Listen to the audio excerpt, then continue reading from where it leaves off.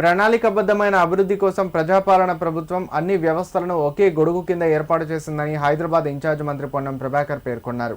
GHMC పరిధిలో 12 జోన్లు, 60 సర్కిళ్లు, 300 వార్డులు ఏర్పాటు చేసి వాటికి జోనల్ కమిషనర్లు, డిప్యూటీ కమిషనర్లు సహా అవసరమైన అధికారులను నియమించినట్లు తెలిపారు.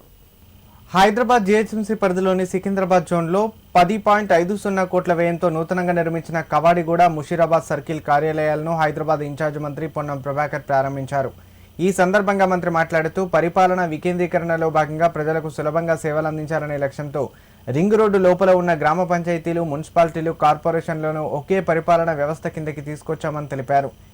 జీహెచ్ఎంసీలో విలీనమైన ప్రాంతాల అభివృద్ధికి ప్రత్యేక కార్యాచరణ ప్రణాళికను రూపొందించి అమలు చేస్తున్నామని తెలిపారు. అలాగే హైదరాబాద్లో కాలుష్యం ఢిల్లీ లాంటి స్థాయికి చేరకుండా ఉండేందుకు స్పష్టమైన కార్యాచరణతో ప్రభుత్వం ముందుకు సాగుతుందని మంత్రి వెల్లడించారు. ఈ కార్యక్రమంలో మేయర్ గద్వాల విజయలక్ష్మి, రాజ్యసభ సభ్యులు Anil Kumar Yadav, deputy mayor Mothe Srilatha, MLA Mutha Gopal, GHMC commissioner R V కర్ణన్తో పాటు ఇతర ప్రజా ప్రతినిధులు, అధికారులు పాల్గొన్నారు. జీహెచ్ఎంసీ ఆధ్వర్యంలో కవాడిగూడ, అదేవిధంగా దోమలగూడకు సంబంధించిన డీసీ కార్యాలయాలను ప్రారంభించుకోవడం జరిగింది.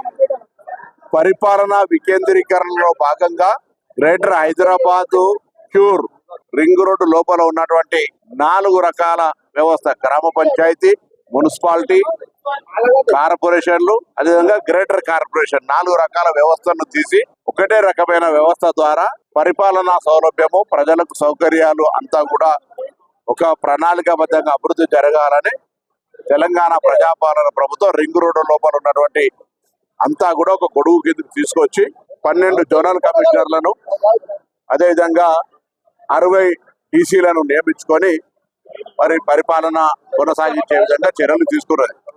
దాంతో పాటుగా అనుసంధానంగా పోలీస్ జోనల్ కమిషనర్లు కూడా ఏర్పాటు చేసుకొని ప్రజలకు ఎక్కడ ఇబ్బంది ఉన్నాయనేటువంటి ఆలోచన చేస్తా ఉన్నది. ఈ విధంగా రాబోయే కాలంలో జిహెచ్ఎంసీ సర్వీసెస్ నూతనంగా కలిసిన ప్రాంతాలు కావచ్చు, ఇప్పుడున్నటువంటి ఎగ్జిస్టింగ్ ప్రాంతాలు కావచ్చు, ఒక ప్లాన్ ఆఫ్ యాక్షన్ తీసుకొని భవిష్యత్తు ప్రణాళిక చేసుకొని అభివృద్ధిని ఒక మార్గదర్శకత్వం చేసుకొని ముందుకు పోవాలనేటువంటి, ఎందుకంటే హైదరాబాద్ రాష్ట్ర రాజధాని, ఇక్కడ 2047 విజయంతో ముందుకు పోయేటప్పుడు దానికి అనుగుణంగా అన్ని రకాల సౌకర్యాలు కలిగజేసేటువంటి బాధ్యత ప్రభుత్వంకు ఉంది.